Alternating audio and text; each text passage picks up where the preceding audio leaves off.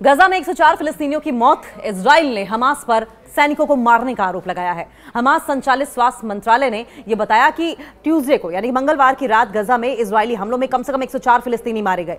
Israeli सेना ने कहा कि उसने दर्जनों आतंकवादी ठिकानों को आतंकवादियों को निशाना बनाया है। उसका कहना है कि उसके इस कदम अमेरिका के नेतृत्व में सीज फायर समझौते के हमास की ओर से किए गए उल्लंघन के बाद उठाया गया ये कदम। इजरायली रक्षा मंत्री, इजरायली डिफेंस मिनिस्टर की ओर से इजराइल कैड्स ने आरोप लगाया कि हमास ने इजरायली सैनिकों पर हमले किए और बंधकों के शव लौटाने के मामले में तय शर्तों का उल्लंघन किया। वहीं हमास ने इन हमलों में अपना हाथ होने से साफ साफ इनकार कर दिया है और कहा है कि वो संघर्ष विराम के लिए पूरी तरीके से प्रतिबद्ध हैं। अमेरिकी राष्ट्रपति डोनाल्ड ट्रंप ने कहा कि कोई भी चीज युद्ध विराम को, सीज फायर को खतरे में नहीं डालेगी। हालांकि उन्होंने ये भी जोड़ा कि जब इजरायली सैनिकों को निशाना बनाया जाए तो इजराइल को जवाब देना चाहिए। इन हमलों में गजा सिटी, बेतलाहिया, बेरैज, नुसैरात और खान यूनिस के घरों, साथ साथ स्कूलों और कई रिहायशी इमारतों को नुकसान पहुंचा है। गजा सिटी के चश्मदीदों ने बताया कि धमाकों ने कई रिहायशी इलाकों को थर्राकर रख दिया है, जिसके बाद आग और धुएं का गुबार दिखा। गजा के स्वास्थ्य मंत्रालय ने कहा कि कुल 104 लोगों की मौत हुई है, जिसमें 46 बच्चे और 20 महिलाएं शामिल हैं और 250 से ज्यादा लोग घायल हुए हैं। हमास द्वारा संचालित सिविल डिफेंस एजेंसी के मुताबिक गजा सिटी के दक्षिण सबरा में अल बना परिवार के घर के मलबे से 3 महिलाओं और पुरुष को निकाला गया है।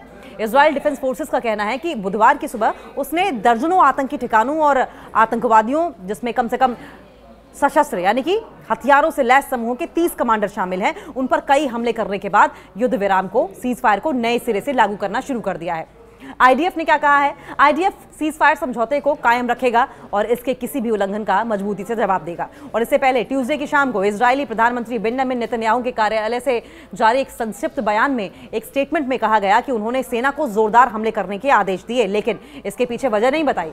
दूसरी ओर इजराइल के डिफेंस मिनिस्टर इजराइल कैट्स ने यह कहा है कि हमास ने ट्यूसडे को गजा में इजरायली सैनिकों पर हमला करके रेड लाइन को क्रॉस किया। उन्होंने वार्निंग दी कि सैनिकों पर हमला करने और होस्टेजेस के डेड बॉडीज को लौटाने के समझौते का उल्लंघन करने की हमास को कई गुना ज्यादा कीमत चुकानी पड़ेगी। इजरायली मीडिया की रिपोर्ट्स के मुताबिक मंगलवार दोपहर दक्षिणी गजा के रफा शहर में इजरायली सैनिकों पर एंटी टैंक मिसाइल और स्नाइपर से हमले हुए। वहीं फिलिस्तीनी मीडिया ने उस समय उस इलाके में इजरायली गोलीबारी की भी खबर दी। जो वहां पर लोग मौजूद थे, जो आई विटनेसेस थे, चश्मदीद थे, उन्होंने बताया कि उत्तर में गजा सिटी और दक्षिण में खान यूनिस जैसे शहर इजरायली हमले की चपेट में आए हैं। रिपोर्ट्स के मुताबिक अल शिफा अस्पताल पर भी हमले हुए। सिविल डिफेंस प्रवक्ता ने बताया कि खान यूनिस में भी एक वाहन पर हमले की जद में आया, अटैक किया गया था, जिसमें 5 लोगों की मौत हुई। इनमें 2 बच्चे और 1 महिलाएं शामिल हैं। हमास ने एक बयान जारी करके कहा कि उसके लड़ाकों ने इजरायली सैनिकों पर अटैक नहीं किया है। स्टेटमेंट में यह भी कहा गया कि हमास क्लियर करता है कि उसका रफा में गोलीबारी की घटना से कोई लेना देना नहीं है और संघर्ष विराम, सीज फायर समझौते को लेकर वो प्रतिबद्ध है। गजा पट्टी के इलाकों पर फांसीवादी इजरायली सेना की आपराधिक बमबारी सीज फायर समझौते का खुला उल्लंघन है। और इस बीच संगठन के सैन्य विंग ने कहा है कि उसने मंगलवार को एक बंधक का शव बरामद किया था, लेकिन इजरायली बमबारी के कारण उसे वापस करने की प्रक्रिया जो है, उसे वापस करने का जो प्रोसेस है, वो फिलहाल के लिए रोक दिया गया है, स्थगित कर दिया गया है। अमेरिकी उपराष्ट्रपति जेडी वांस ने वॉशिंगटन में पत्रकारों से कहा कि संघर्ष विराम बरकरार है। इसका मतलब यह नहीं है कि इधर उधर कुछ छोटी मोटी झड़पें नहीं होंगी। उन्होंने आगे कहा कि हमें पता है कि हमास या गजा के भीतर किसी और ने एक इजरायली सैनिक पर हमला किया। हमें उम्मीद है कि इजराइल इसका जवाब देगा, लेकिन मेरा मानना है कि राष्ट्रपति द्वारा स्थापित शांति इसके बावजूद कायम रहेगी। और इससे पहले इजराइल के प्रधानमंत्री ने हमास के खिलाफ कुछ कदम उठाने का वादा किया था। हमास ने क्या सीज फायर तोड़ा है? सवाल यह भी है। इजराइल का आरोप है कि हमास ने सोमवार रात एक ताबूत सौंपा जिसमें ऐसे मानव अवशेष थे जो गजा में 13 मृत बंधकों में से किसी के नहीं थे। नेतन्याहू के कार्यालय ने कहा कि फॉरेंसिक जांच में पाया गया कि ये अवशेष ओफिर जारफाती के शव के हैं। उनका शव 2023 के अंत में इजरायली बलों ने गजा से बरामद किया था। कार्यालय ने कहा कि ये संघर्ष विराम समझौते का, ये सीज फायर समझौते का साफ साफ उल्लंघन है, साफ साफ वायोलेशन है। इजरायली सेना ने एक ड्रोन वीडियो फुटेज भी जारी किया। उसने दावा किया कि फुटेज में हमास के लड़ाके पहले से तैयार एक ढांचे से शव के अवशेष निकालते हुए और उन्हें पास में दफनाते हुए दिखाई दे रहे हैं। बताया जा रहा है कि घटना सोमवार को पूर्वी गाजा सिटी की इजरायली सेना ने की थी। थोड़ी ही देर बाद इन लड़ाकों ने रेड क्रॉस के रिप्रेजेंटेटिव्स को बुलाया, एक झूठा नाटक रचा जिसमें ऐसा दिखाया गया मानो उन्होंने एक बंधक का शव बरामद किया हो। हमास ने इन आरोपों को निराधार बताया है, कहा है कि ये आरोप पूरी तरीके से बेसलेस हैं और बताया कि इजराइल पर आरोप लगाया साथ साथ उन्होंने कि नए हमलों के लिए झूठे बहाने तैयार करने की कोशिश कर रहा है इजराइल। बाद में अंतर्राष्ट्रीय रेड क्रॉस समिति ने भी इस नकली बरामदगी की कड़ी निंदा की।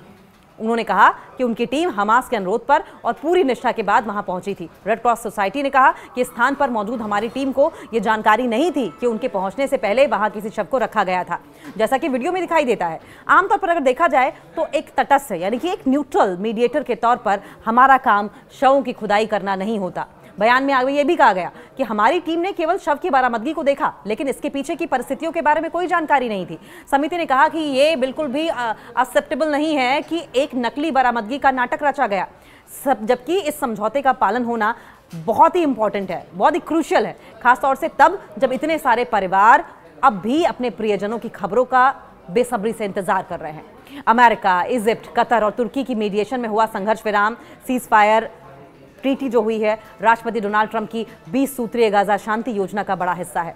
ये सीज फायर के पहले चरण को, सीज फायर के पहले स्टेप को लागू करने के लिए तैयार है और इस योजना में ये तय किया गया था कि हमास 10 अक्टूबर को संघर्ष विराम लागू होने के 72 घंटे के अंदर अंदर कुल 20 जीवित बंधकों और 28 बंधकों के शव को वापस करेगा। सभी 20 जीवित इजरायली बंधकों को 13 अक्टूबर को छोड़ दिया गया, जिसे के बदले में 250 फिलिस्तीनी कैदी और गजा से 1718 हिरासत में लिए गए लोगों को छोड़ा गया। और इसके अलावा इजराइल ने अब तक हमास के लौटाए गए 13 इजरायली बंधकों के शवों को 2 विदेशी बंधकों, जिसमें एक थाई और एक नेपाली के शवों के बदले में 195 फिलिस्तीनियों के शव सौंपे हैं। गजा में अब भी 13 बंधकों के शव हैं, जिनमें 11 इजरायली हैं, एक तंजानियाई है और एक थाई है। शनिवार को हमास के प्रमुख वार्ताकार खलील अल हया ने कहा है कि समूह को शवों को खोजने में चुनौतियों का सामना करना पड़ रहा है, क्योंकि इजरायली सेना ने गजा के भूभाग को बदल दिया। उन्होंने ये भी कहा कि जिन लोगों ने शवों को दफनाया था उनमें से कुछ शहीद हो गए और कुछ को अब याद नहीं कि उन्होंने शव कहां दफनाए थे। हालांकि इजरायली सरकार का यह कहना है कि हमास को सभी शवों के ठिकानों की जानकारी है। गजा में जिन बंधकों के शव हैं उनमें से एक को छोड़कर बाकी सभी 7 अक्टूबर 2023 को दक्षिणी इजराइल पर हमास के हमले के दौरान अगवा कर लिए गए थे। 2051 लोगों में वो भी शामिल हैं। इस हमले में लगभग 1200 लोगों की मौत हुई थी और इसके जवाब में इजराइल ने गजा में एक मिलिट्री ऑपरेशन शुरू किया। गजा के हमास नियंत्रित स्वास्थ्य मंत्रालय के अनुसार इजरायली हमलों में अब तक 68,530 से ज्यादा लोगों की मौत भी हो चुकी है।